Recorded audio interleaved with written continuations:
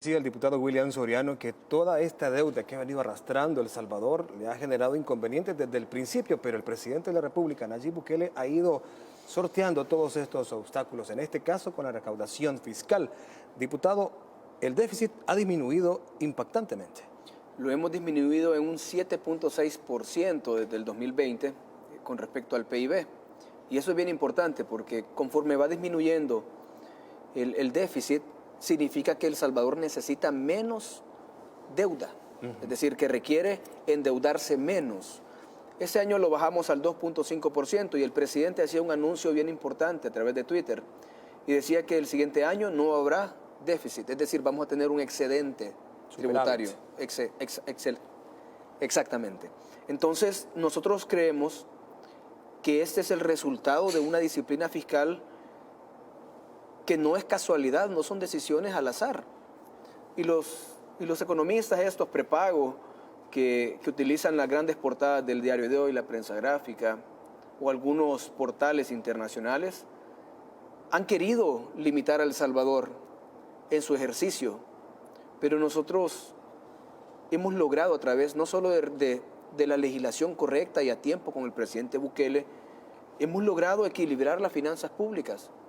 Recordemos que la herencia de Arena y el FMLN fueron una deuda ascendente, incontrolable. Recordamos que tenían que renegociar los bonos de las pensiones. Se fueron a impago. Es más, en 2015 el FMLN cayó en un impago selectivo. Lograron que El Salvador cayera en un impago y nos degradaran nuestra calificación. Pero esa misma Asamblea Legislativa tenía los 83 votos para elegir al fiscal general de la República. ¿Cómo era posible que se podían poner de acuerdo para elegir a un fiscal, pero no para poder no permitir que el país no cayera en impago? Eso es lo que nosotros hemos logrado ir viendo, que el país ha estado en una situación muy delicada en finanzas esos años, porque Arena y el FMLN así lo quisieron. Porque año tras año, gobierno tras gobierno de ellos, iba incrementando insosteniblemente la deuda del país. Pero yo le pregunto a la población, ¿ustedes vieron ese dinero, esos más de 17,000 millones de dólares de deuda en sus comunidades? ¿O lo vieron en seguridad en sus comunidades? ¿O lo vieron en sus escuelas? ¿O lo vieron en computadoras nuevas para sus hijos? No. Ese dinero fue a parar al bolsillo de los funcionarios de Arena y el FMLN. ¿Qué casos sobran? Tan solo Mauricio Funes, más de 365 millones de dólares. Elías Antonio Saca, preso por corrupción. 246 millones. Y los gabinetes de ellos han estado ligados a esos procesos de corrupción. ¿Cuánto dinero ha perdido El Salvador que se pudo haber utilizado no solo para desarrollar la capacidad productiva del país, sino también para invertir en nuestra gente? Pero hoy viene el del ICEFI, que no tiene 5 años de ser economista, a poner el grito en el cielo porque estamos pagando las deudas. ¿Cómo es posible que en esos años no dijeran nada ellos también? Cuando a luces se veía que el dinero de la deuda de El Salvador iba a parar a los bolsillos de ellos. Si vemos en esa gráfica, yo me he tomado el tiempo de trabajar de esta forma, porque a mí me gusta que el pueblo salvadoreño pueda comprender lo que estamos viendo. Si usted ve en la gráfica, esos son los bonos, es decir, la deuda emitido por Arena y el FMLN. La gráfica azul, la barra azul, es lo que acabamos de pagar de Arena, que son 800 millones. En el 2025 nos toca pagar 950 millones de Mauricio Funes.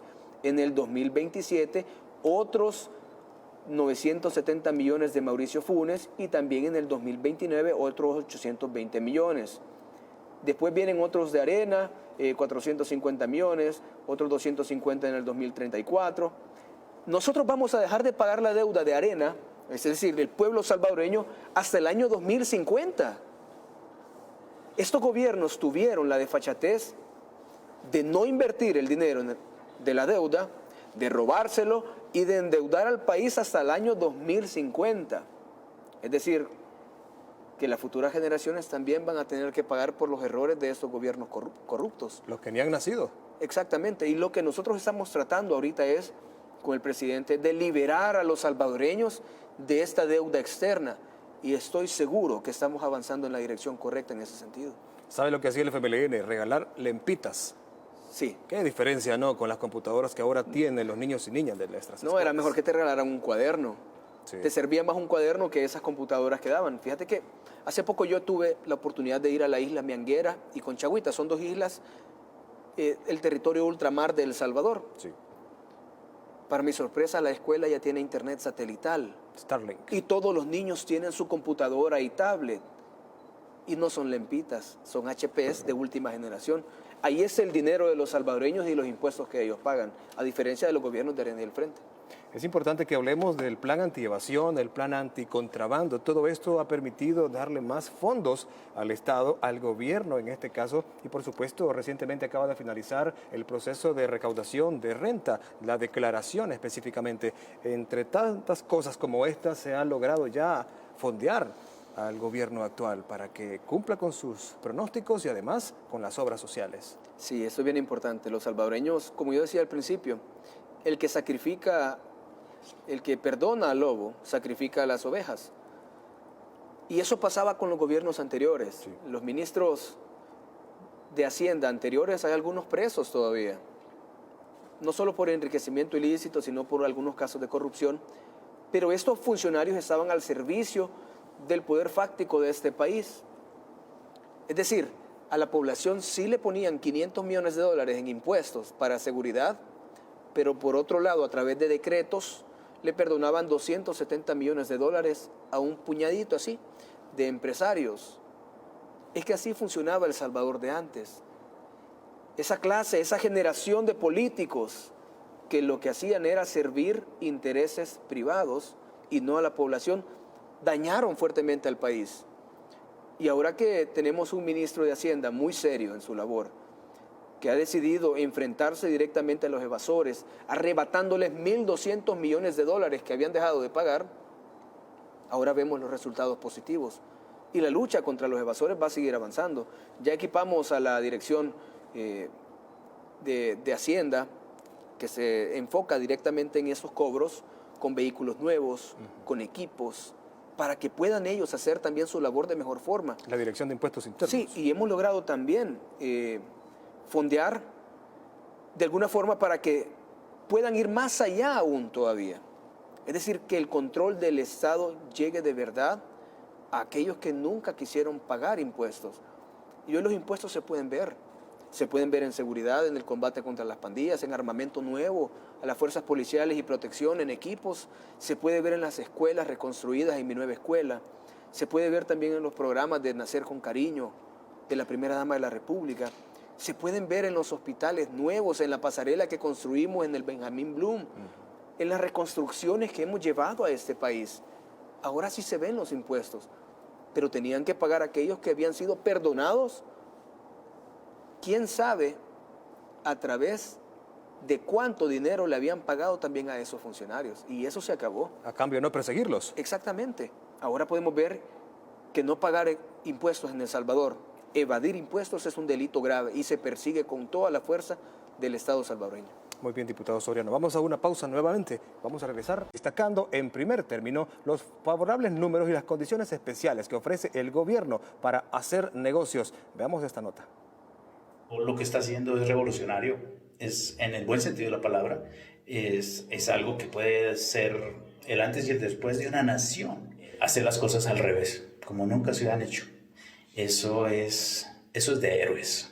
Con estas palabras, el inversionista colombiano radicado en Estados Unidos reconoce que el trabajo del presidente Nayib Bukele está en el rumbo correcto para posicionar a El Salvador como la nueva sede regional de la industria tecnológica. Además, reconoce que El Salvador está en el centro de las miradas de un buen número de inversionistas extranjeros porque se generan las condiciones jurídicas y comerciales para el establecimiento de sus negocios. ¿Cómo percibir El Salvador desde afuera? Como los pioneros, como quien está creando, como quien está sacando la cabeza del común de la sociedad, del común de las personas, de los pueblos, de las naciones que siempre han estado en el mismo modelo. Bajo el gobierno del presidente Bukele, El Salvador se ha convertido en una nación de puertas abiertas a las nuevas formas de hacer negocio, particularmente por su apuesta de los activos digitales. El Salvador está preparado,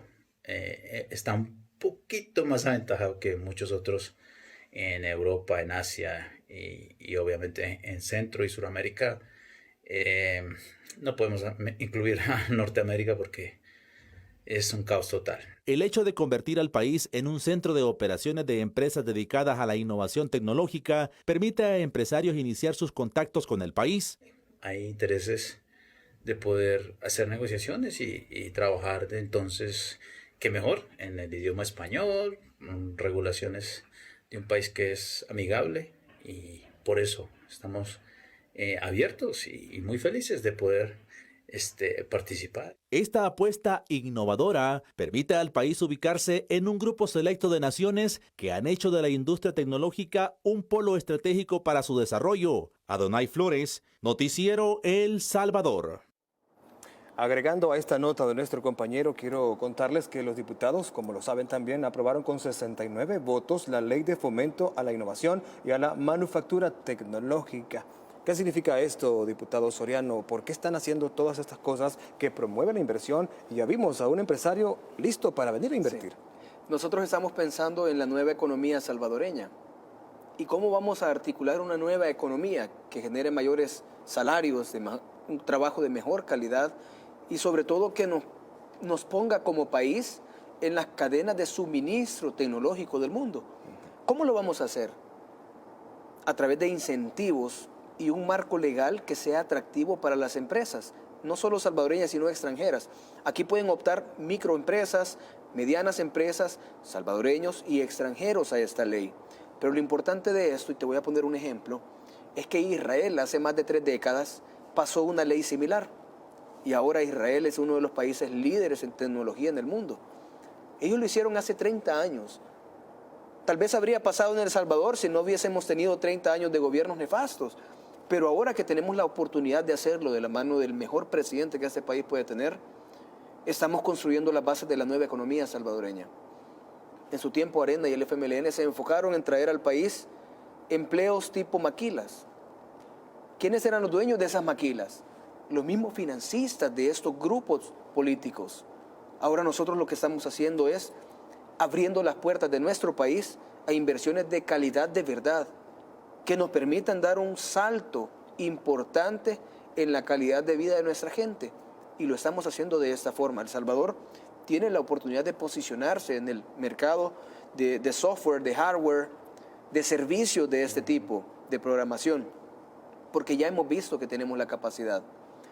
Pero antes no se podía hacer eso, por la única y sencilla razón que en El Salvador no había seguridad.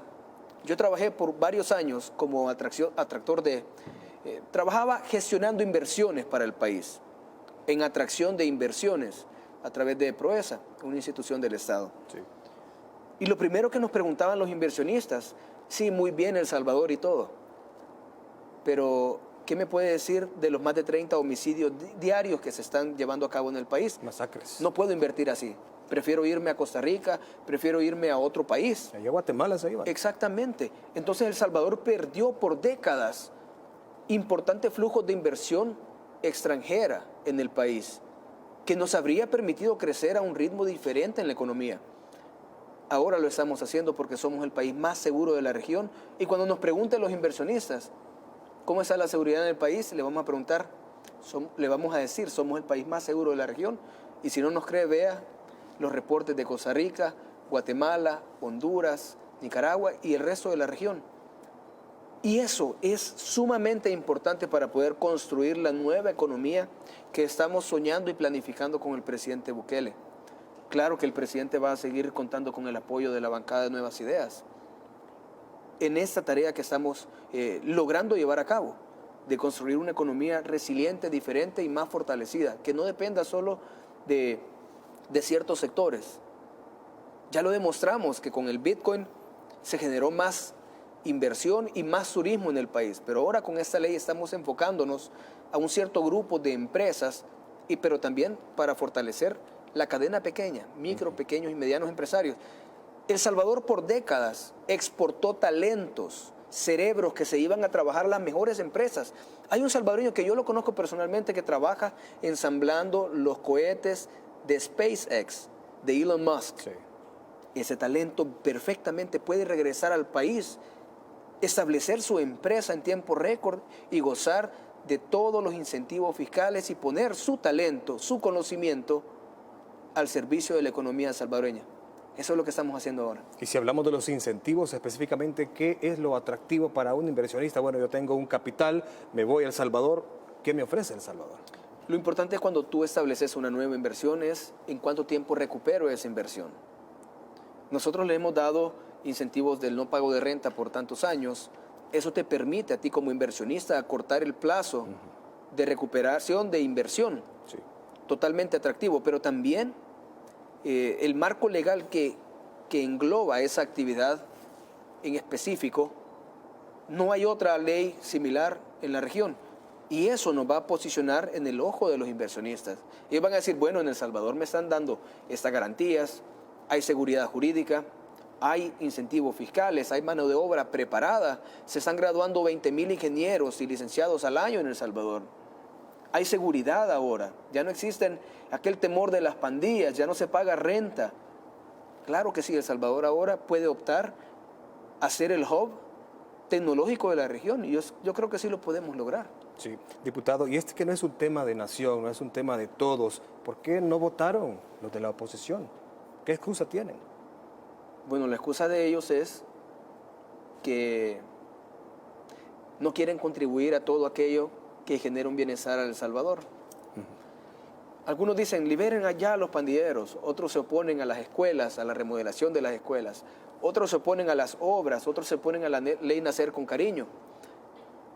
Es decir, el balance de ellos cuando termine esta legislatura no va a ser por cuántas leyes voté, va a ser a cuántas me opuse. Tan solo nosotros llevamos más de 700 leyes aprobadas en esta legislatura.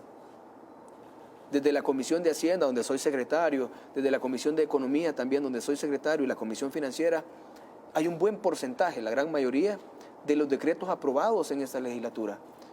Pero ellos han roto récord ahora. Se oponen cada mes al Plan Control Territorial, al régimen de excepción como herramienta que nos ha permitido ahora ser el país más seguro de la región. Pero esos mismos diputados del FMLN, estoy hablando ahorita, después hablamos de Arena, que también se oponen, vamos también en nuestro tiempo. Pero años atrás, cuando ellos crearon el Consejo Salvadoreño de Seguridad, ¿tú recuerdas eso? Sí, que habían hasta... Bueno, que estaba Zaira Navas, que era de Cristosal ahora, que fue de la PNC, que estaba el pastor Mario Vega también, trabajando con el FMLN en temas de seguridad. Carlos Rivas, el pastor. Carlos Rivas también. Estaban todos ellos, los que ahora se oponen a que capturemos pandilleros, estaban en ese grupito trabajando en el Consejo de Seguridad. Bueno, este grupo fue el responsable de ponerle los 500 millones de dólares de impuestos a la gente. Pero ¿sabes quién comandaba ese Consejo de Seguridad? Benito Lara, que antes de ser ministro era diputado de la fracción del FMLN. Y el FMLN lo nombró a él y a Aristide Valencia como negociador con las pandillas. No desde el gobierno central, no. Desde la misma Asamblea Legislativa buscaron el apoyo para las elecciones y dieron el dinero. Cuando ganan las elecciones viene Benito Lara y le dice a las pandillas, ahora apóyenme ustedes para ser nombrado ministro. Y después Valencia fue nombrado ministro de Gobernación. ¿Cómo vas a poner al mando de la seguridad de un país al que venían negociando con los criminales? Por eso no había seguridad en El Salvador. Y esos mismos que antes negociaron con ellos son los que andan ahí con Anabel Belloso, con Marlene Funes, con Jaime Guevara y con Dina Argueta en las marchas. Son los mismos que les dicen no voten por el régimen de excepción y pidan que liberen pandilleros. Lo tenemos clarísimo el mapa. En El Salvador se oponen aquellos que estaban coludidos con los criminales. Como dato adicional, Benito Lara acaba de ser condenado y tiene que devolver junto a su familia más de $109,000. No solo eso, debe también a la justicia salvadoreña esos delitos por negociar con las pandillas. Negociar votos por vidas, ese es un crimen que no se debe permitir ni perdonar en este país. Tan solo en esos años que él fue ministro, asesinaron casi 12,000 salvadoreños. ¿Saben cuántos murieron el año pasado? Que también tenemos que seguir trabajando en esa cifra y lo hemos hecho. 496 salvadoreños, cuando en el 2015 murieron 6.000 salvadoreños. Tan solo en agosto murieron casi 900 salvadoreños. Es decir, que en un mes de ellos murieron 2 veces lo que se nos murieron a nosotros en un año. ¿Te imaginas la gravedad del control de las pandillas en esos gobiernos? Este año llevamos menos de 50 asesinatos. Estamos a punto de cumplir un año completo sin homicidios en El Salvador. Claro, Sí. porque ahora sí se hacen las cosas bien. Ahora no hay diputados que vayan a negociar con las pandillas por votos. A darles efectivo como lo hicieron. Exactamente. Entonces, creo que la diferencia es bien marcada y la población la ha visto. Claro. Pero de que siguen trabajando estos actores nefastos con las bancadas actuales, lo siguen haciendo. Y esos son los mismos que se van a unir en las elecciones gritando que no reelijan al presidente.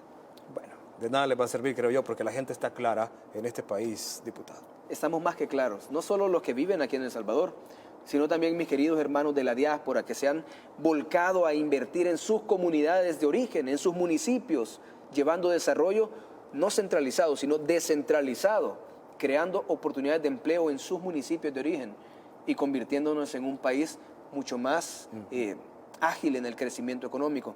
A ellos también les quiero agradecer por el gran apoyo que le han dado al presidente, al gobierno de él y a la nueva Asamblea Legislativa. Claro que sí. Y precisamente de ese tema vamos a hablar cuando regresemos de la pausa. Todas las inversiones que están haciendo los salvadoreños en el exterior, que ahora quieren venir y aprovechar este clima de seguridad y hacer negocios, por supuesto. Volvemos. Gracias por continuar con nosotros. Saludamos en este momento a quienes nos sintonizan a través de la señal de Telecentro, el canal 429 en DirecTV.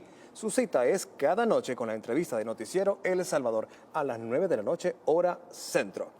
Y mientras hablamos de esto también queremos hablar exactamente de los salvadoreños allá, afuera de nuestras fronteras. No solo en Estados Unidos, ya hemos conocido y les hemos informado en Noticiero El Salvador y también en esta entrevista que están listos para llegar a más de $1.000 millones en inversión solo este año en su tierra, a donde nacieron, a donde pues crecieron. Se tuvieron que ir por los problemas de violencia y de crimen que azotaban a esta nación, pero ahora están regresando con ánimos de dar empleos, de construir y de hacer cosas interesantes por el país. Diputado Soriano, usted conoce muy bien esta área porque además de manejar los temas económicos, en el oriente del país hay muchísima inversión. Sí, yo estoy sumamente sorprendido y emocionado en lo que está pasando en el oriente del país, especialmente en el departamento de la Unión que yo represento.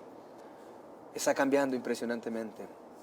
Y es emocionante ver cómo los salvadoreños que fueron catalogados como segunda categoría por los gobiernos anteriores, ahora están retornando a El Salvador y están cambiando el rostro de nuestro país y de los municipios de origen de ellos. Si ustedes van al departamento de la Unión en la zona costera, es completamente diferente. Hoteles, Airbnbs, restaurantes, ranchos. Si van a la zona de Santa Rosa de Lima, hospitales nuevos, centros de servicios automotor, residenciales, centros comerciales. Si van en la zona norte, ven casas nuevas que ahora se pueden rentar a través de plataformas, ven inversiones de todo tipo. Yo he visto a través de los estudios que hemos realizado y el seguimiento a las inversiones de la diáspora, que la diáspora está específicamente invirtiendo en el rubro del turismo. Y ahí estamos viendo prácticamente imágenes Hotelería de y turismo, construcciones sí. nuevas. Bueno, yo estuve en esa inauguración, eso fue en el Cantón El Tamarindo, Sí. allá en el municipio de Conchagua. Oscar se llama, Oscar Molina, tenía más de 20 años de no venir a El Salvador y tuvo que irse víctima de las pandillas. Cuando quiso regresar, las pandillas lo que hicieron fue rentearlo y amenazarlo. Pero hoy podemos ver cómo esta casa, estilo Miami, perfecta para albergar cualquier tipo de personas que quieran hacer uso de esas instalaciones, está ahí construida. Ha invertido, no recuerdo la cantidad, alrededor de 1 punto y algo de millones de dólares en la construcción de esto.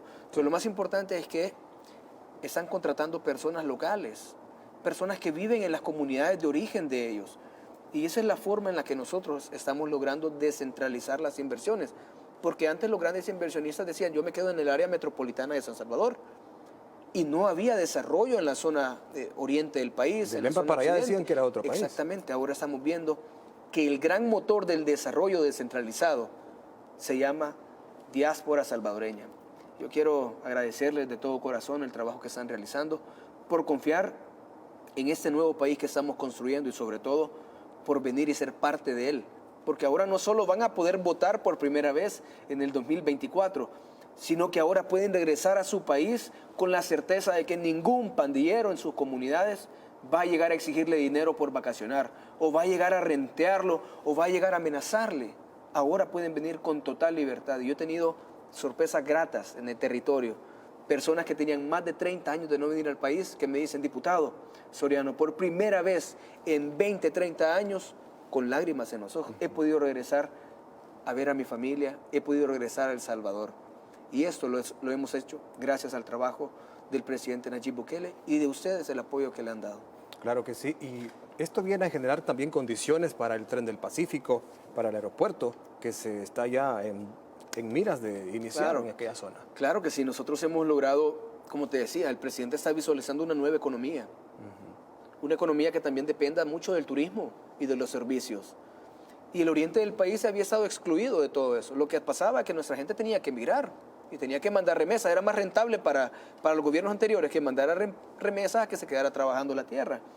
Entonces, al crear nosotros una oferta, desde luego que va a haber una gran demanda de los servicios de turismo en el Departamento de la Unión. Yo estoy muy contento porque el presidente ha decidido invertir como nunca en el Departamento de la Unión. Yo te decía al principio, son más de 150 proyectos que yo he contabilizado 150. En el Departamento de la Unión. La carretera que prometimos de Yayantique a Anchico, la carretera del Nancy a Piedras Blancas en Pasaquina, la carretera de Monteca a Polorós, las diferentes calles, más de 10 kilómetros en un municipio pequeño que se llama Bolívar, el puente de Pasaquinita que se lo llevó la tormenta hace poco. Sí. Son obras que no se habían visto, pero también estamos invirtiendo de otra forma, en educación, en salud, en seguridad también. Lo primero que hicimos cuando llegamos a la Asamblea fue solicitarle al presidente que demoliera el penal de la Unión. Y el presidente ordenó que se demolieran varios penales en todo el país. Es decir, la Unión ya no te recibe con un centro penal, centro penitenciario en la entrada de la ciudad. Ahora te recibe con una cara diferente. Y ese es el rostro que le estamos dando al nuevo El Salvador, que estamos construyendo de la mano del mejor presidente que pueda tener este país, de los salvadoreños trabajadores de este país honestos y de los hermanos que están residiendo en otros países que también están aportando a este país. Usted que menciona hoy todas las carreteras, todos los kilómetros construidos y reconstruidos, había alguien que mencionó y dijo que andaba tapando unos hoyitos, la DOM. Bueno, yo creo que, es más, esta diputada pasó un tiempo de maternidad, tenía desconectado de la Asamblea más de 10 meses, que no llegaba.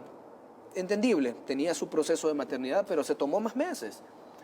Pero ella llegó a decir que la Dirección de Obras Municipales estaba tapando hoyos. Para mí, hasta cierto punto fue risible, porque tan solo en un proyecto se está construyendo una carretera de 10 kilómetros, donde antes solo había polvo, donde ahora se van a interconectar 3 municipios de forma eficiente. Los hoyos los tapaban ellos y se robaban el dinero.